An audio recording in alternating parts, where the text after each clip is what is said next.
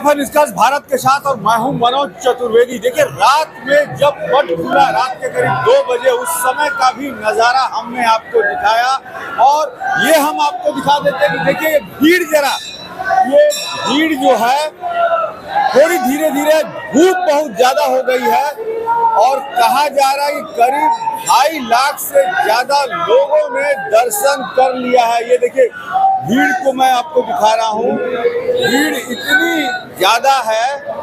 और देखिए कपाट खुल गए, रात के 2 बजे कपाट खुला था। हमने वो सीधी तस्वीरें आपको दिखाई थी यहाँ से।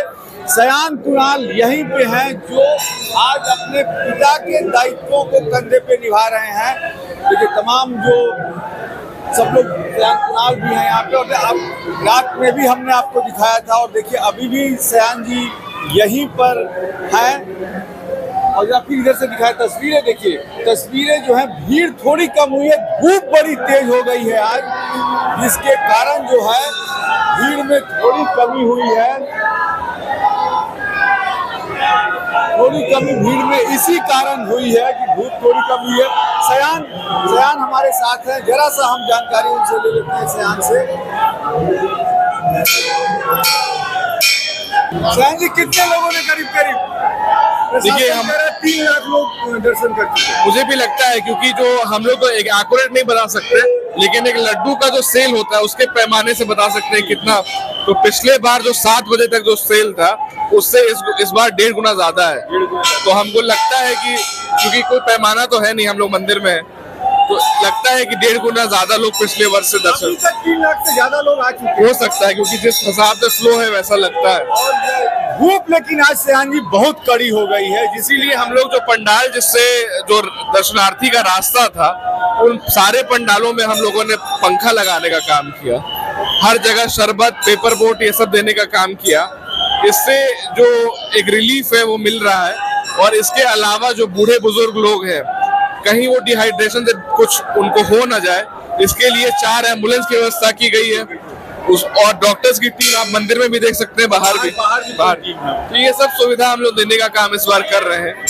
तो जो हम लोग से बन पड़ता है वो हम लोग कर रहे हैं इस बार। इस बार कितना लड्डू बना था, कितना टन?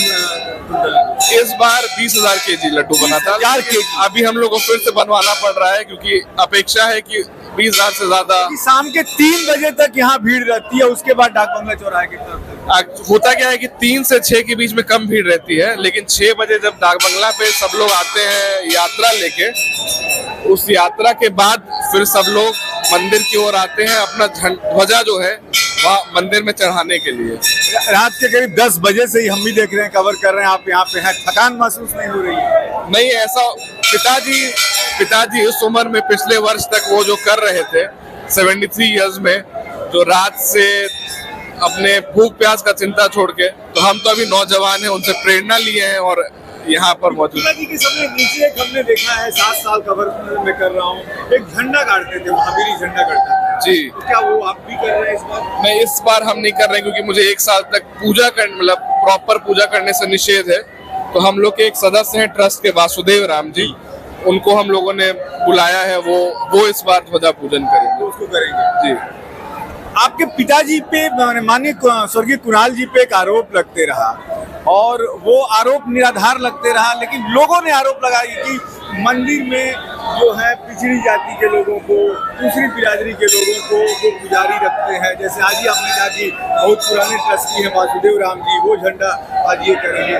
तो ये नहीं लगता कि कुछ परंपरा से हटके कुणाल साहब ने जो किया, समाज में एक मिसाल कायम की उन्होंने? एक बहुत बड़े हिस्टोरियन थे, उनका एक कोट हम कहना चाहेंगे कि वो हर धर्म से बताते थे कि वो क्या सीखने को मिलता है। जैसे क्रिश्चियनिटी से बोलते थे कंपैशन, इस्लाम से बोलते थे इक्वालिटी, और हिंदुइज्म से वो बोलते थे फ्लेक्सिबिलिटी।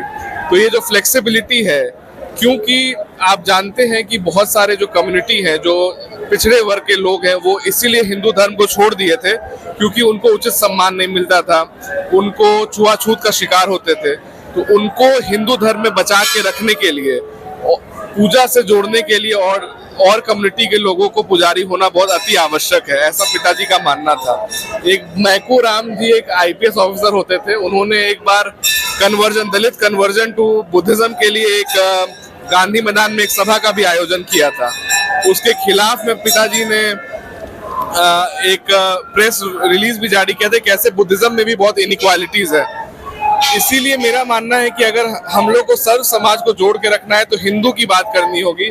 जात पात में बट के हम लोग बहुत पीछे जा चुके हैं, और अगर हम लोग हिंदू की बात करेंगे जो अभी हम लोग देखने को भी मिल रहा है, तो हम लोग एक प्रोग्रेस इंडिया के रूप में उभरेंगे, ऐसा मेरा मानना है। ये देखने को मिल रहा है कि अब लोग जातिवाद से ऊपर उठ के हिंदू के नाम पे तुरंत संगठित हो रहे हैं, चाहे वो राम मंदिर का मुद्दा हो, मथुरा का मुद्दा आ रहा है, तो ये आप मानते हैं कि जातिवाद से अब नई पीढ़ी आगे उठ रही है? जैसे तो मेरा तो खुद ही एक लाइव एग्जांपल है कि मैंने शादी अपने कास्ट के बाहर की।